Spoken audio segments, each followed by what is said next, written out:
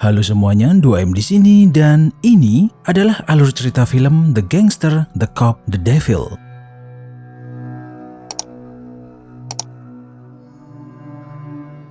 Film ini menceritakan kisah seorang detektif Korea bernama Jung Tae-suk yang dihadapkan dengan sebuah kasus pembunuhan berantai yang sangat brutal. Di saat sedang berusaha mencari tahu siapa pelakunya, dia nggak sengaja berhadapan dengan seorang bos gangster bernama Jang Dong-soo yang ternyata juga mencari tersangka yang sama. Semua ini diawali dari sebuah kasus pembunuhan yang terjadi di tengah malam. Seorang pria yang lagi mengendarai mobil tiba-tiba ditabrak dari belakang sama sebuah mobil berwarna putih.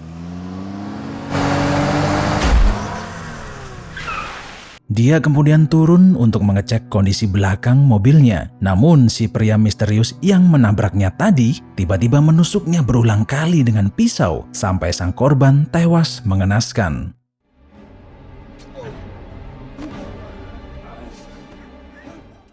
Tae-suk datang ke TKP. Dia melihat bagian mobil korban yang lecet dan meninggalkan cat putih di situ. Anehnya, tidak ada satupun barang bukti yang ditemukan. Tidak ada sidik jari pelaku yang tertinggal. Barang milik korban yang hilang cuman dompetnya saja. Polisi yang lain mengira kalau ini hanya pembunuhan biasa yang motifnya adalah perampokan. Namun Tae-suk punya pendapat berbeda. Dia yakin kalau dua kasus pembunuhan yang lain dan kasus yang ini dilakukan oleh pelaku yang sama. Dilihat dari bekas luka semua korban akibat senjata tajam. Dia curiga kalau kasus ini adalah kasus pembunuhan berantai. 같은 칼이에요. 연쇄살인입니다, 이거. 이게 세 건 모두 범행 도구가 칼입니다. 이게 칼의 깊이나 폭을 보면 셋 다 독일범이에요.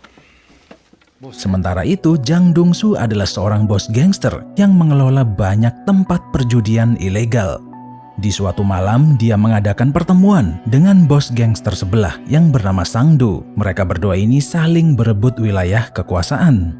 Situasi pertemuan mereka memanas. Dua orang bos besar ini saling berargumen. Setelah tidak tercapainya solusi atas perebutan wilayah tersebut, Dong-soo memutuskan untuk pulang saja. Namun di tengah perjalanan, mobilnya ditabrak dari belakang oleh orang tak dikenal.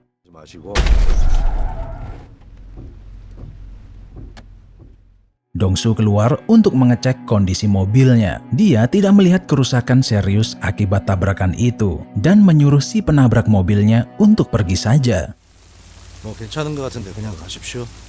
Tapi di luar perkiraan, tiba-tiba pria misterius itu menyerangnya pakai pisau dan menusuknya berulang kali. Dong-soo masih bisa selamat dari serangan itu. Bahkan dia sanggup melawan dan berhasil menusuk balik si pelaku dengan pisaunya sendiri. Si pelaku kabur dan meninggalkan Dong-soo tergeletak sekarat kehabisan darah. Namun masih bisa selamat setelah menjalani operasi di rumah sakit. Ternyata si pelaku masih belum puas karena gagal membunuh Dong-soo. Jadi dia datang ke sebuah peternakan terdekat dan menghabisi pemiliknya dengan kejam untuk memenuhi hasrat membunuhnya di malam itu.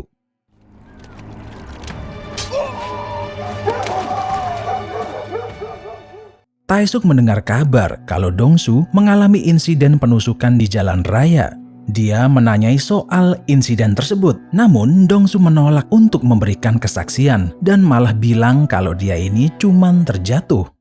밤길에 넘어져가지고 조금. Namun Tae-suk tahu kalau Dong-soo ini ditusuk sama orang yang tidak dikenal dan berpikir bisa jadi kalau pelakunya adalah orang yang sama dengan beberapa kasus pembunuhan kemarin. Jadi dia nyariin mobil milik Dong-soo dan berhasil menemukan bekas tabrakan yang sama seperti mobil korban pembunuhan kemarin, yaitu ada bekas lecet cat putih di bagian belakang mobil. Sementara itu, Dong-soo nampaknya dendam dan masih penasaran atas insiden yang menimpanya.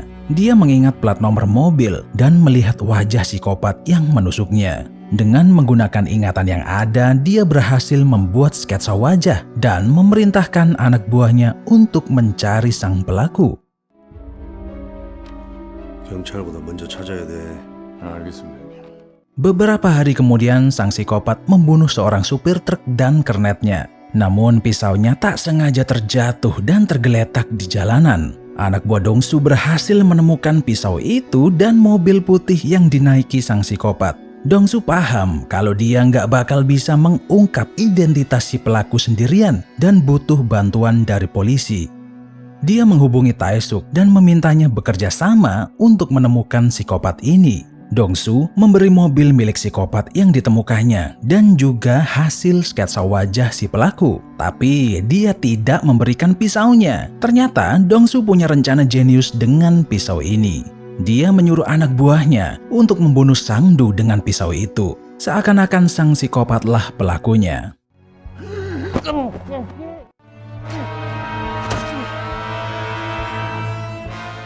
Dan taktiknya berhasil. Polisi menemukan DNA 3 korban pembunuhan yang lalu di pisau tersebut. Mereka yakin kalau pelaku pembunuhan Sangdu dan beberapa pembunuhan kemarin adalah orang yang sama. Namun mereka masih belum tahu siapa pemilik pisaunya karena tidak ada sidik jari di gagang pisau itu.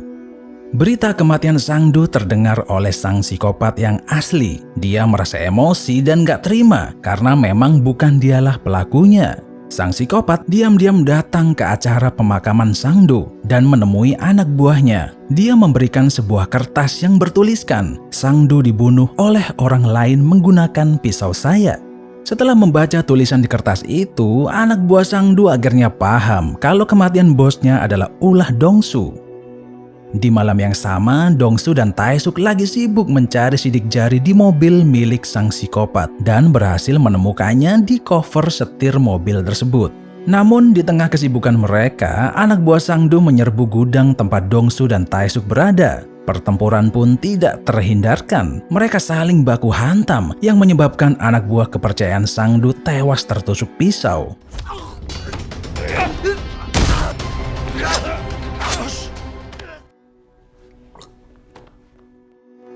Sementara itu, di lain tempat, sang psikopat nampaknya masih haus darah dan dia kembali membunuh seorang pria. Namun kali ini dia menghubungi istri sang korban dan mengaku kalau suaminya telah dia culik, lalu meminta sejumlah uang tebusan. Dia meminta istri korban untuk meninggalkan tas berisi uang itu di dalam sebuah restoran. Taesuk ditugaskan untuk mengusut kasus penculikan ini, tapi dia masih belum tahu kalau sang penculik dan psikopat yang selama ini dia cari adalah orang yang sama. Dia mengikuti istri korban yang hendak mengirim uang tebusan. Namun tas yang berisi uang itu malah diambil sama si pemilik restoran, bukan sang penculik. Setelah diinterogasi, si pemilik restoran bilang kalau ada pria yang menyuruhnya mengambil tas itu dengan imbalan uang. 아니 아줌마가 그 가방을 왜 받아요? 뭔지 알고, 예?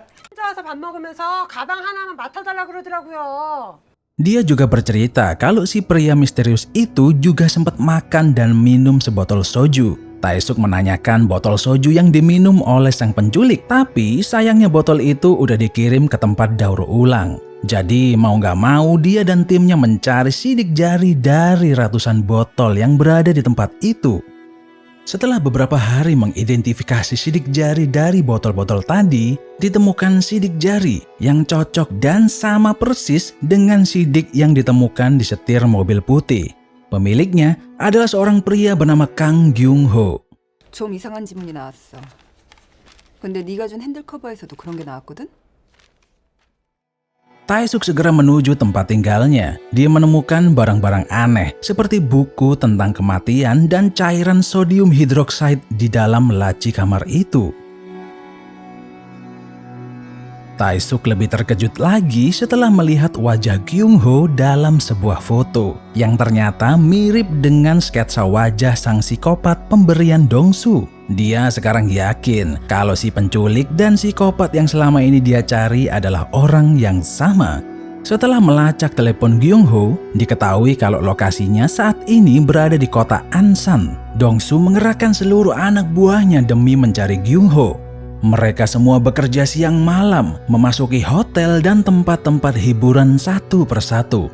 Di suatu siang hari, Dong-su tak sengaja ketemu dengan seorang anak sekolah yang lagi kehujanan. Karena nggak tega, dia memberikan payung miliknya kepada si anak itu.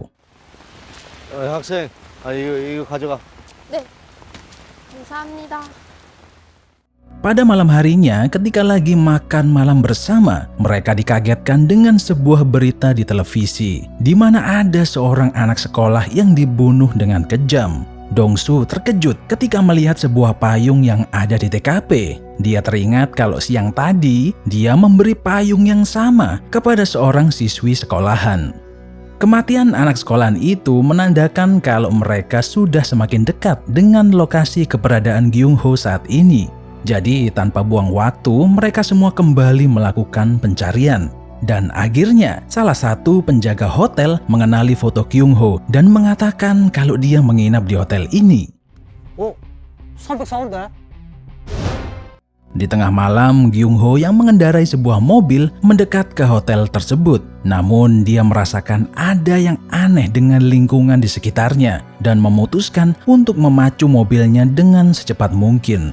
Dong-su dan Tae-suk mengejarnya dan bersama-sama menabrakkan mobil mereka ke arah mobil Kyung-ho. Namun di saat kedua orang itu sedang kesakitan akibat tabrakan itu, Kyung-ho melarikan diri dengan berlari.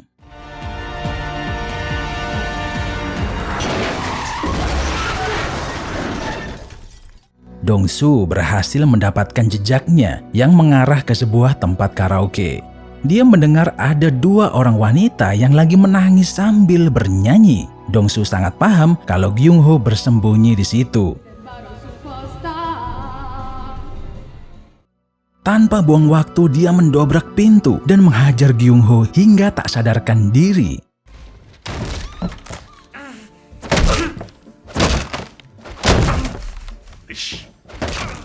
Dong-su membawanya ke gudang rahasia miliknya dan berniat menghabisinya di situ. Namun tidak diduga, Tae-suk yang mengendarai mobil tiba-tiba menabrak Dong-su hingga terpental dan tak sadarkan diri. 미안하다 이 새끼야. 그래도 내가 경찰 아니냐.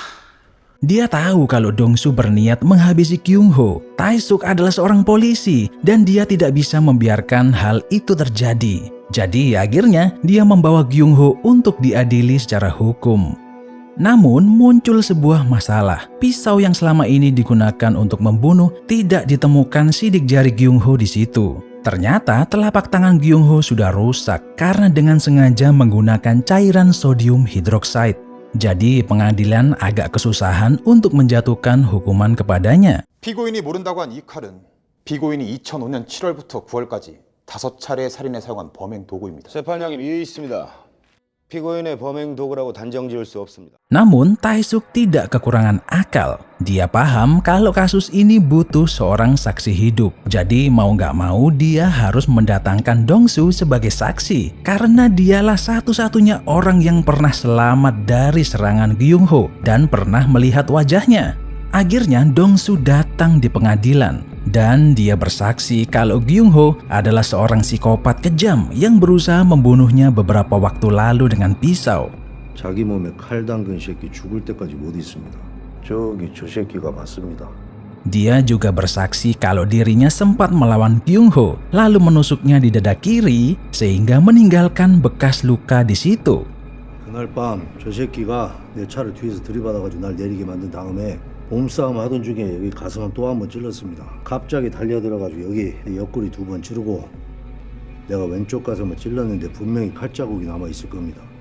Dan setelah dicek, memang betul ada bekas luka di dada milik Kyung-ho. Karena kesaksian Dong-su tadi, akhirnya pengadilan menjatuhkan hukuman mati kepada Kyung-ho. Sedangkan Dong-su sendiri juga ditangkap karena kasus judi ilegal. Namun nampaknya dia masih belum puas dengan Kyung-ho. Dong-su dijebloskan ke penjara yang sama dengan Kyung-ho. Di situ mereka bertemu lagi untuk yang terakhir kalinya. Ternyata Dong-su dan Tae-suk membuat sebuah perjanjian. Jika dirinya datang untuk bersaksi, maka pasti nanti akan ditangkap polisi juga. Jadi dia meminta Tae-suk untuk menjebloskan dirinya ke penjara yang sama dengan Kyung-ho supaya dia bisa membalaskan dendamnya. Nggak ada yang tahu apa yang terjadi berikutnya. Yang jelas, Dongsu bakal menghajar Kyung-ho mati-matian di dalam penjara. Sekian video 2M kali ini, jangan lupa subscribe dan like videonya biar nggak ketinggalan update terbaru dari channel ini. Sampai jumpa di video berikutnya.